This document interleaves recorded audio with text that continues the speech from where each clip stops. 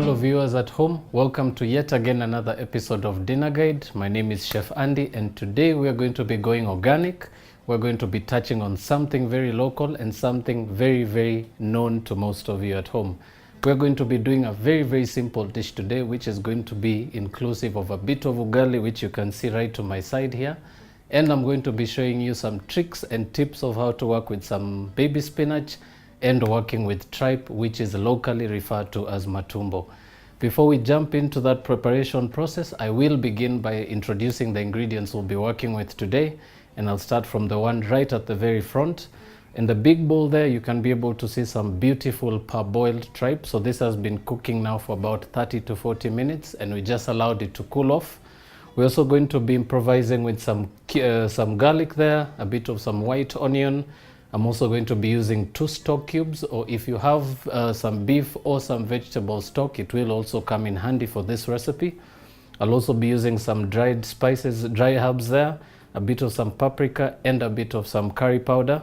I'm also going to be using some large tomatoes there, as you can see, some fresh coriander there, a bit of some beautiful fresh baby spinach there, a bit of salt and pepper for seasoning, and last but not least, some olive oil to cook with.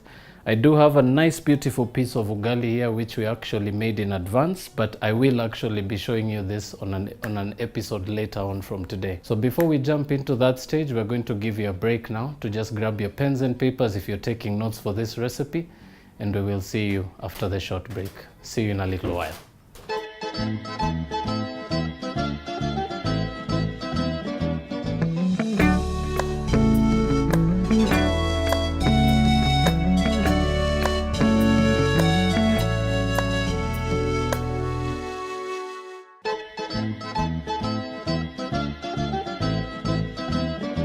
Thank you very much, ladies and gentlemen, for tuning in today. Once again, thank you once again for tuning in to Dinner Guide on this beautiful evening.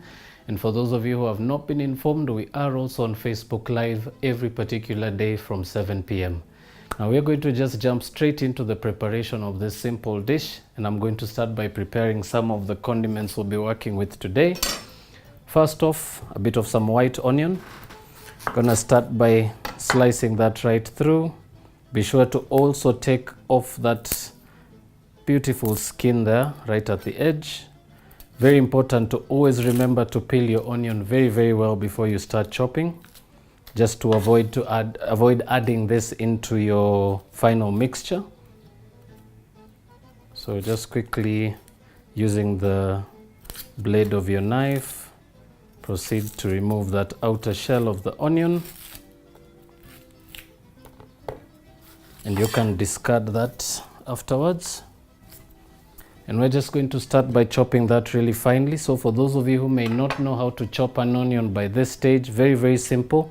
You do get the onion assembled as a whole when you begin. So I like to use a very simple technique which allows you to actually chop the onion without having to cry.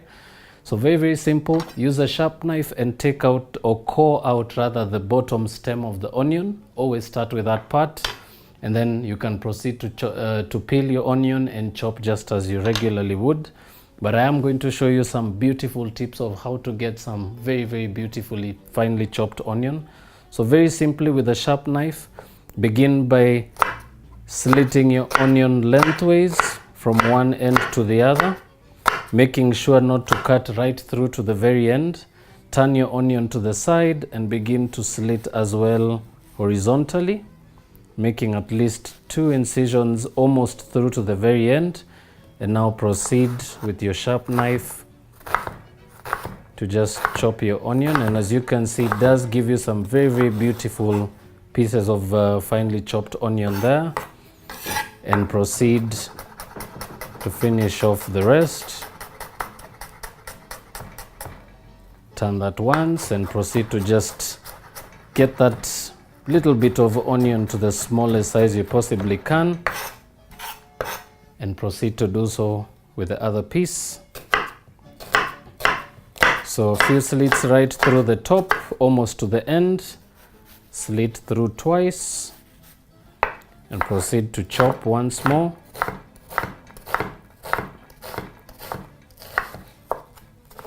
And that last final piece, proceed to do so as you did for the first.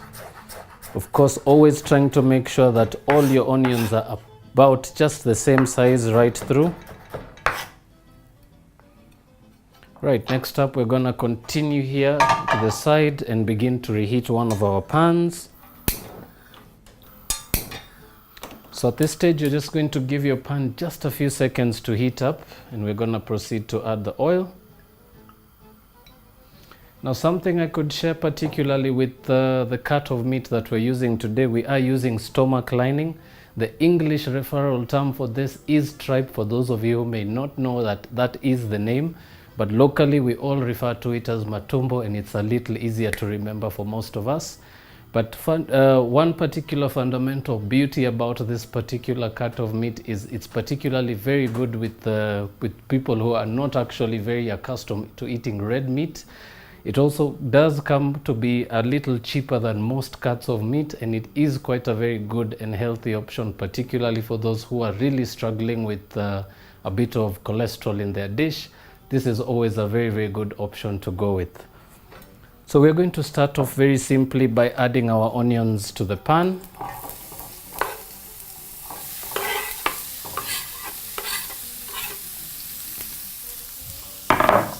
And we're just going to allow our white onions to sweat out for about 2 to 3 minutes, making sure, of course, to give it a nice thorough mix right through.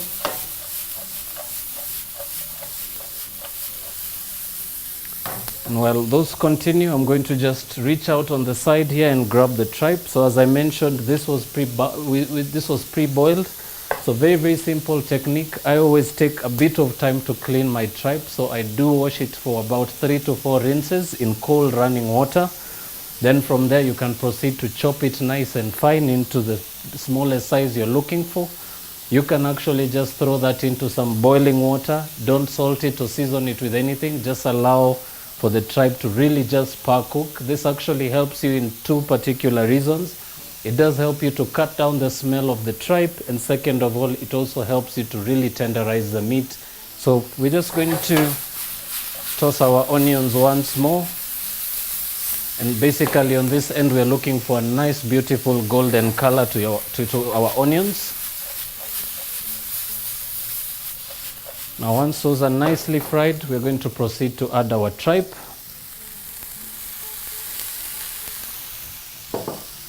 And we're going to proceed to toss that in the pan. You can actually use a spoon if you don't feel comfortable doing this at home. And we're just going to allow that to continue cooking for a few seconds just to give it a bit of heat and to actually really just bring our tripe back to temper zone.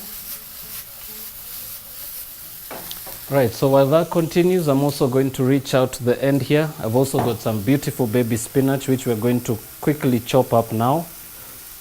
And this is very crucial, very important that you wash them really well. Remember, you may actually have quite a bit of sand in there, so I always recommend don't always trust a product that comes straight from packaging, especially when it relates to food. Always very important to take it out of the packaging, give it a nice rinse under the tap with some cold water, and this should be ready to use immediately after that. So I'm going to proceed to chopping that just nice big chunky size. Remember, this is baby spinach. It's a little more delicate than the big spinach leaves that you do find out there in the market. If you can't particularly find this particular brand of spinach, you can also alternate that for some regular spinach.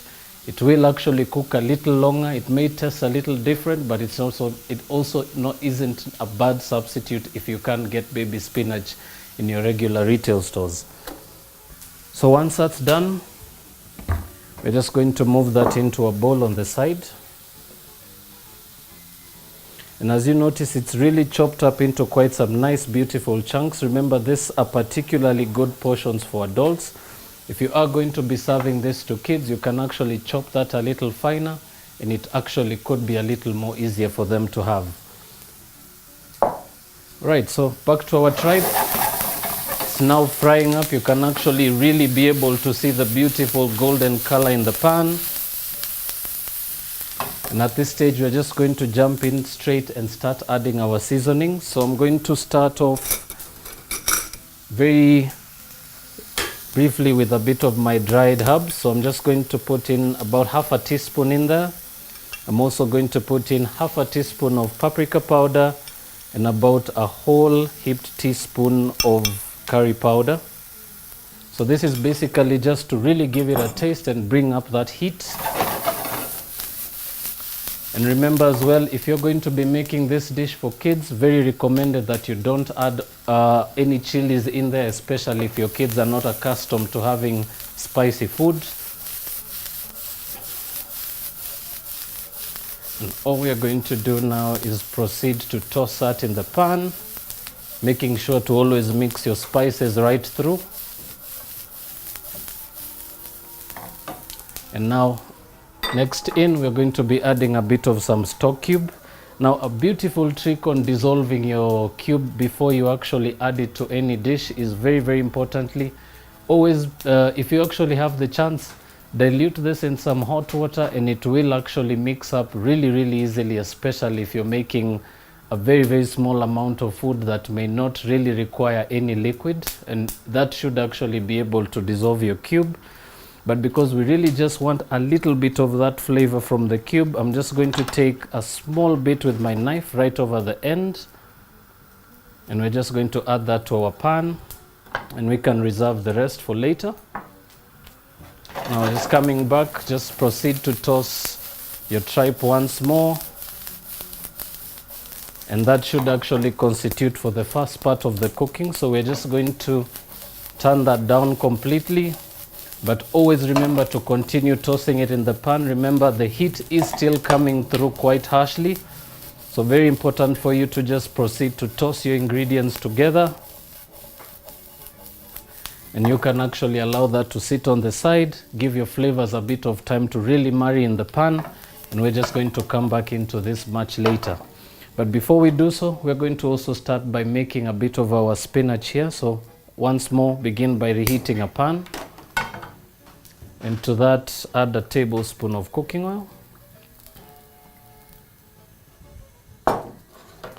Next up, we're going to proceed to peel our garlic cloves. So just straight onto your board, using the back of your knife. Just smash those onto your chopping board, and that should allow for you to take off the skins really easily.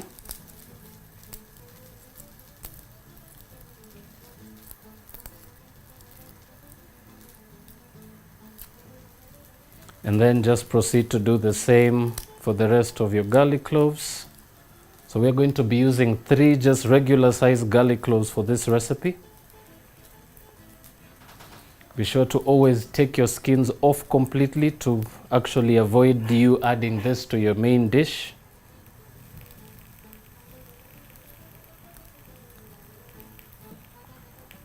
Right, so once peeled, I'm going to proceed to chop that really finely with a sharp knife.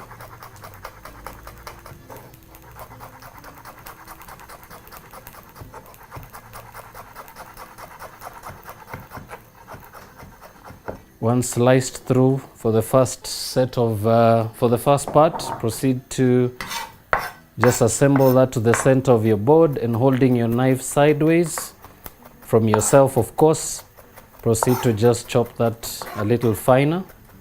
And this can easily be achieved with a chef knife, particularly one that's got the curved base. But if you don't actually have a knife like this, you can easily just put that through a pestle and mortar. You will actually also be able to size it up a little smaller. Once done, proceed to add your garlic to your hot pan, making sure that your pan is hot so that you can actually really sweat out your garlic and really bring out the flavors. Now all we are going to do at this stage is continue to cook the garlic until it's nicely golden brown, as you can see. And to that, we're just going to proceed to add our baby spinach. Now this is going to be cooking really quickly at high heat. So this should actually be in your pan for not more than 5 minutes, particularly for this recipe. And then just proceed to toss everything together in the pan.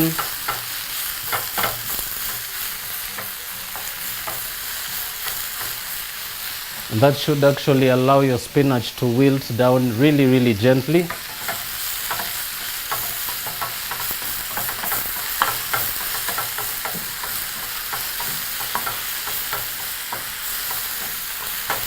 Proceed to continue mixing that continuously.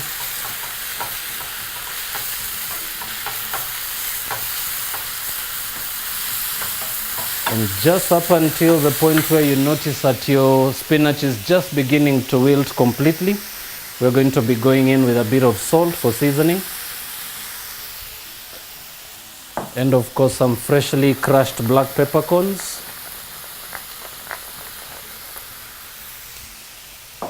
Now using your wooden spoon, proceed once more to mix everything through together. Of course, making sure to mix thoroughly to make sure that your salt is all mixed well through. And now this is ready to come out. So just up until you notice that all your leaves have begun to wilt, that should actually give you a nice beautiful green light to take them out of the heat. So turn off the heat completely and proceed to add that to your pan.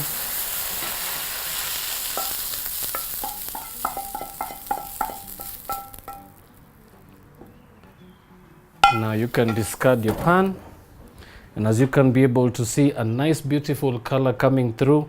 One particular characteristic for very, very beautifully cooked spinach, it should actually be nice and colorful. Try not to overcook it because it will change color very, very fast. As I mentioned, this is baby spinach. It's not the regular market spinach. So very, very important that you actually cook it as fast as you possibly can. Make sure that your garlic doesn't burn on the pan. Very important that it doesn't burn because it will carry over the burnt taste right through your dish. So now our spinach is finished, it's complete. I'm going to just move that to the side, and I'll just bring you back to the pan once more. So I'm just going to turn my heat up, and we're just going to leave that on the heat for a few seconds to come back to the heat. I will add just a little bit of oil for our dry pan and proceed to grab one of your large tomatoes and begin to cut it really, really finely and very, very small. So just begin to cut those into half wedges and then turn that to an angle and begin to cut that into very, very small pieces.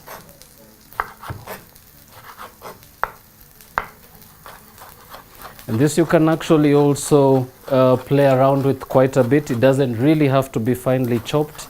But if you are going to be quite in a bit of a hurry to finish your dish, you can actually blend this put this through a blender, and it will give you a nice, beautiful consistency. Just very important to make sure that you do remain with some of those chunks. Right, so that's done. We're just going to proceed to add that into our pan.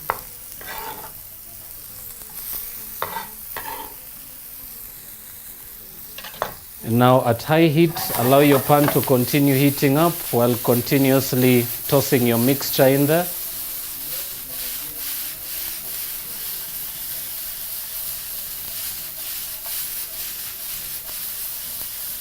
And now while we allow our pan to continue heating up, we're going to also be incorporating a bit of some fresh coriander. So I'm just going to take about a handful worth. And we're just going to proceed to chop that very, very finely. So just very, very easy technique to do that. Just roll them against your board. Keep the leaves as close together as possible, making sure, of course, that the stems are on one side and the leaves on the other. And just using your your knife, proceed to chop that very finely.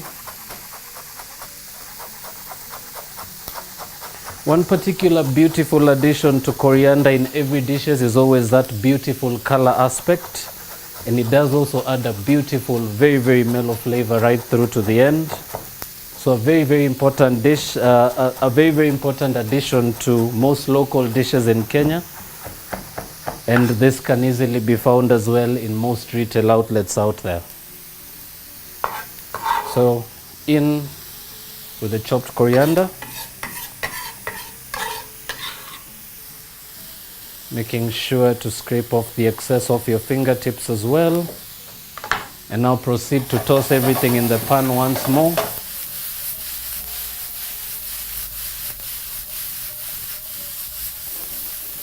Now you're going to be getting some nice beautiful colors coming through there, that beautiful green from the coriander, the reddish strips from the tomatoes.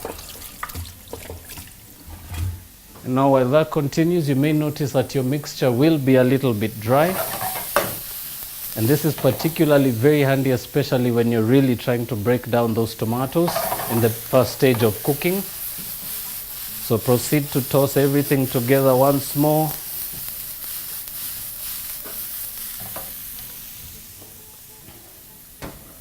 And last but not least, a bit of some water.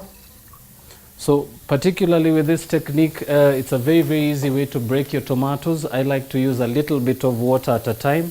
So begin by pouring about 2 tablespoons of water to the back of your pan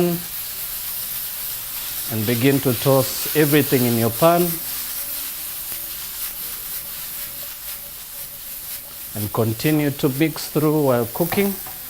And you can add about another tablespoon of your water and continue to mix through, making sure that you constantly toss everything together, making sure that you don't overcook one particular side of your dish. And while that continues, we're going to we're going to take a very, very short commercial break. And when we come back, I'm going to take you to the last and final stage, which will be basically plating this beautiful dish. And I will also give you some pointers of alternative ingredients you can actually incorporate into your tripe or your matumbo dish in the future. So please don't touch that dial. We'll be right back.